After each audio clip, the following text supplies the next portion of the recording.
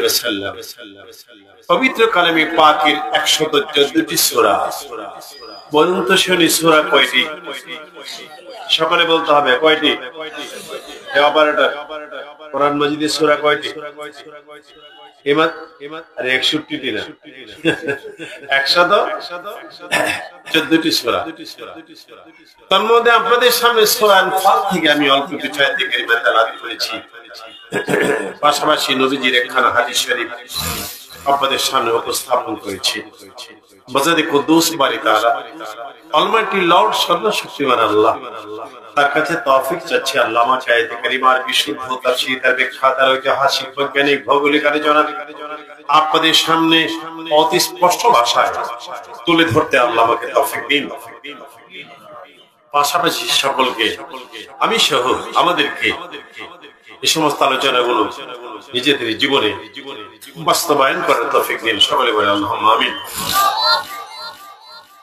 শুরু হচ্ছে সরাসরি পবিত্র কালামে পাক থেকে তাফসীর ইনশাআল্লাহ। আউযু বিল্লাহি মিনাশ শাইতানির রাজীম। বিতাড়িত ও প্রতারিত শয়তান থেকে লিসেন টু মি। এত কষ্ট করে আপনারা সময় নষ্ট করে এখানে আসছেন কাজের সময়টা কাজে লাগানোর জন্য, আর আমি কত দূর থেকে আসছি। ডেইলি আমাকে মাইকের সামনে বসতে হয়। এনিওয়ে, যে কোনো কারণে আপনি যদি মাথাটা একটু এদিক সেদিক ঘোরান, একটা পয়েন্ট হারিয়ে ফেলবেন, আলোচনা বুঝতে আপনাদের কষ্ট হবে। সুতরাং অ্যাটেনশন থাকবে আমার দিকে। কার দিকে? পড়ুন। আউযু বিল্লাহি মিনাশ শাইতানির রাজীম। বিতাড়িত ও প্রতারিত শয়তান থেকে বাঁচার জন্য সাহায্য চাই জোরে করে কার কাছে। I seek refuge in Allah from the rejected shaitan. বিতাড়িত ও প্রতারিত শয়তান থেকে বাঁচার জন্য সাহায্য চাই কার কাছে? শয়তান আসেনি এখনো পৃথিবীতে, আপনাদের এলাকায় মনে হয় নাই। আরে কি কয় আছে? এখনো মারা যায় নাই। মুসা কালিমুল্লাহ তুর পাহাড়ে যাচ্ছে, শুনতে পান করুণ স্বরে কে জানি কাঁদছে। ডেকে বলেন, কে হে এমন করুণ স্বরে কাঁদছো? মুসা কালিমুল্লাহ, আমি শয়তান। শয়তান, তুমি এত করুণ স্বরে কাঁদছো? What is the reason? কারণটা কি?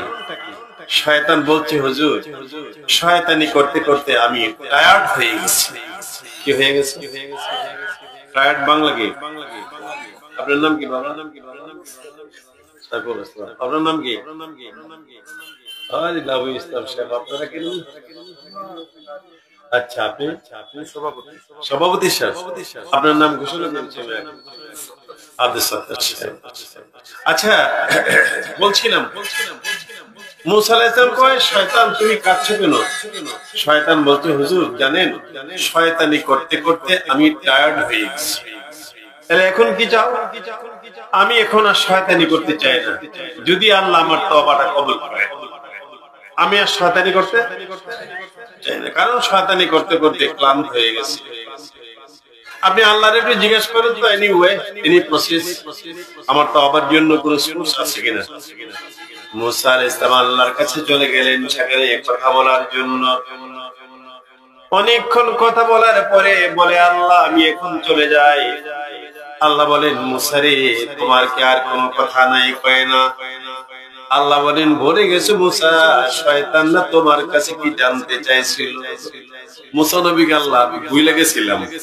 কি করছিল? আল্লাহ বলেন, ভুল করা মানুষের কাজ, মাফ করে দেওয়া আমি আল্লাহর কাজ। ইনসান মানে ভুল জানা, যারা ভুল করে তারা ইনসান, তারা মানুষ, দে আর ম্যান। তাইলে আল্লাহ শয়তানকে কি বলবো? সে শয়তানি করতে করতে মনে আছে কি হয়ে গেছে, তওবা করতে চায় কোনো ব্যবস্থাপনা। আল্লাহ বলেন, ও মুসা শয়তানকে বলবো একটা কাজ করতে, সে ওই কাজটা করলে তার তওবাটা কবুল করব। কি কাজ আল্লাহ? মুসা রে শয়তানকে বলবা সে যেন আমার আদম নবীর কবরে একটা সেজদা দেয়। কোন নবী?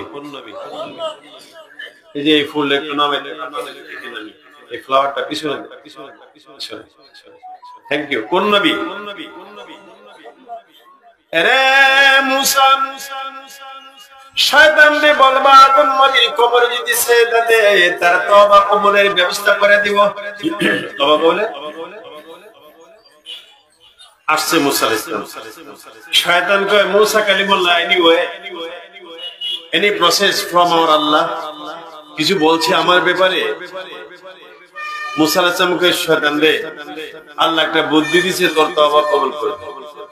তুমি যদি আদম নবীর কবরে একটা সেজদা দিতে পারো, তোমার তওবা কবুলের একটা ব্যবস্থা আল্লাহ করে দিবে।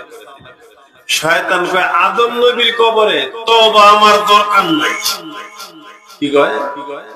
কথা বলে নাকি? বলে জিন্দা থাকতেই তো সেজদা করি নাই, আর এখন তো মুর্দা মারা। আসলে ভাগ্যে না থাকলে যা হয়। রব্বুল আলামিন বলেন, মামলা শয়তান কিন্তু কিয়ামত পর্যন্ত শক্তি নিয়েছে মানুষকে কুমন্ত্রণা দেওয়ার জন্য। শয়তান থেকে বাঁচতে হলে পৃথিবীর কোন শক্তি তোমাকে বাঁচাইতে পারবে না। যিনি বাঁচাইতে পারবেন নামটা বলেন জোরে, কে? মানুষ তোমরা আমার কাছে কায় মনোবাক্যে বলো, আউযু বিল্লাহি মিনাশ শাইতানির